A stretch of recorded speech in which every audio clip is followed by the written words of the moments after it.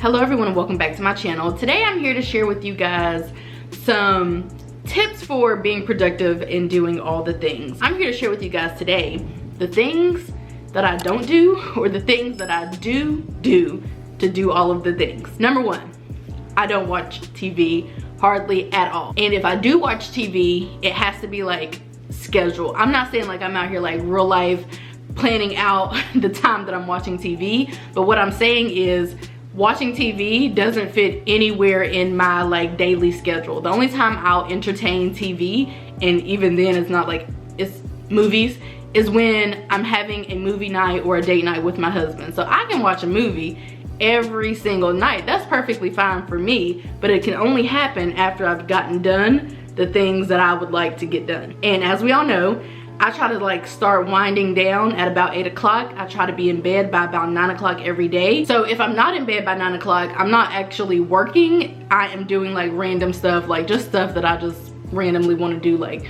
organizing or planning makeup or like whatever the case is. It's not actual work because I try to set myself up to be finished with work about 8 p.m. Really 7:30, but for sure 8 p.m. every night. And that actually brings me to my next tip. My next tip is to get your 8 hours of sleep in by any means necessary. Now, if you can function off of like 7 or 6.5, which I can at times, or if you need like 9 or whatever the case is, schedule that in. Make sure that you're scheduling your time to be productive around your sleep time. Now, don't get me wrong, I love a good nap, but for the most part, I'm not a napper. I probably take a nap like once a month or something like that, and that's because I don't feel the need to nap because I get my rest in. So I have to start winding down at about 9 so I can like knock out at like 11, and then I get my good sleep in, and then I wake up and then I take on the day. So I'm not necessarily saying don't nap, but what I am saying is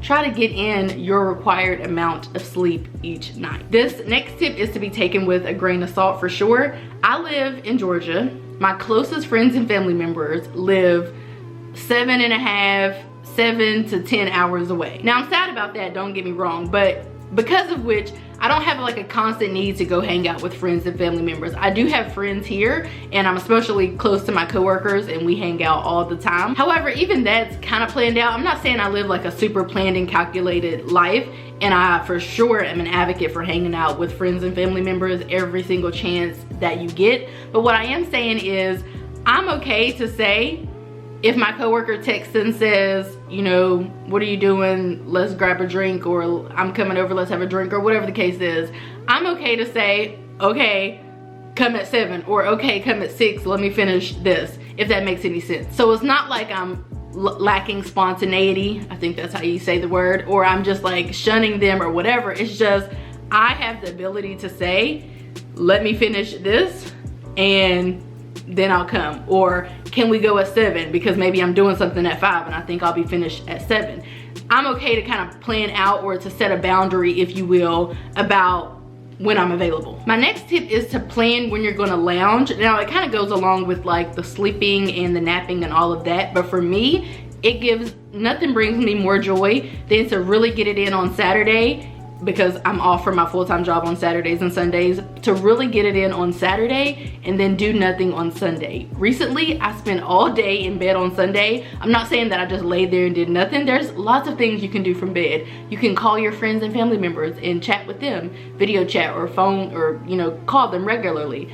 Or you can read a book, you can watch a documentary or some other type of educational film. There's lots of productive things that you can do in bed if that's what you choose to do, but I like to just kind of try to plan when I'm going to lounge around. Therefore, I'm not just spending all day lounging, because if you leave it up to me, I'm not here to say like don't lounge around, because I'm a lounger. I like being lazy, but what I'm saying is I can't lounge around every day when I get home from work for the whole evening I'm lounging, or all day Saturday I'm lounging, or all day Sunday I'm lounging. So I try to like map out my day and plan when I'm gonna be chilling and when I'm gonna be getting it in. So my last and final tip is to not be afraid to ask for help. Now I do all of the things, and I do all the things that I want to do. So everything that I do, I have signed up for. However, I know that I can't do Etsy and YouTube and work a full-time job and do all of that other stuff and like take care of a household and all of that. So that's where asking for help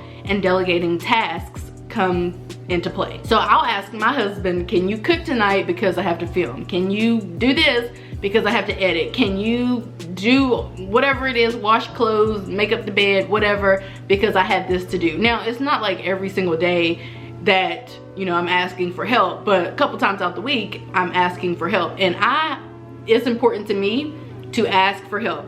I don't think that people are mind readers. I don't think people should be at my beck and call, anyone. So I think it's only fair to come out of my mouth and say to my husband, can you help me with this? However, it's not just like a husband that you are allowed to ask for help. You can ask your parent or your child's grandparent or aunt or uncle or a cousin or somebody if they can watch little Freddie for a couple hours, or pick up little Freddie from school so you can finish, you know, doing whatever it is that you need to do. You can hire a housekeeper and have them to clean the house, so that's one task that you don't have to do. You can hire somebody off of Fiverr, some kind of graphic designer, to do some creating or some illustrating or something for you, so that's one less task or a couple less tasks that you have to do. I find that a lot of women, especially like stronger women, if you will, are kind of used to doing everything themselves and taking care of everything themselves and holding down the fort themselves. I'm not that person. I'm not a superwoman. I don't claim to be. I also don't really think it's fair for me to be the one doing all of the things and trying to figure out life on my own and not being able to meet my goals and get things done that I want to get done because I have so much on my plate. So even as a person who does all of the things and who can hold it down and get everything done, I still am eager to ask for help. In fact, don't offer me any help, because then I'm gonna tell you about a million different things that you can do to help me. Now, of course, you gotta watch that, because some people, they don't really want to help you, or they'll complain about helping you. But try to find you, you know, a support group or a support system, and have those people who you can call on to ask for help. And your support system doesn't have to be friends and family members. It can be, like I said, an illustrator on Fiverr. It could be a personal assistant. It could be a spouse, or, you know, like, it doesn't necessarily just have to be a friend or a family member in your support group or your support system. So I just wanted to share a few tips regarding how I'm able to do all of the things. I promise you, I am not Superwoman, and I couldn't get any of the stuff done without the tips that I just mentioned. Or honestly, I could probably get them done, but my life would be so unbalanced if I were trying to do all of the things. If I was trying to watch TV and cook and clean and film videos and edit videos and do all of that stuff, my life would be severely unbalanced, and I would be severely unhappy. So anyway, just wanted to share those tips with you guys. Let me know if you have any tips or tricks down in the description, down in the comment section. I hope that you guys enjoyed this video, and I will see you in my next one. Bye guys.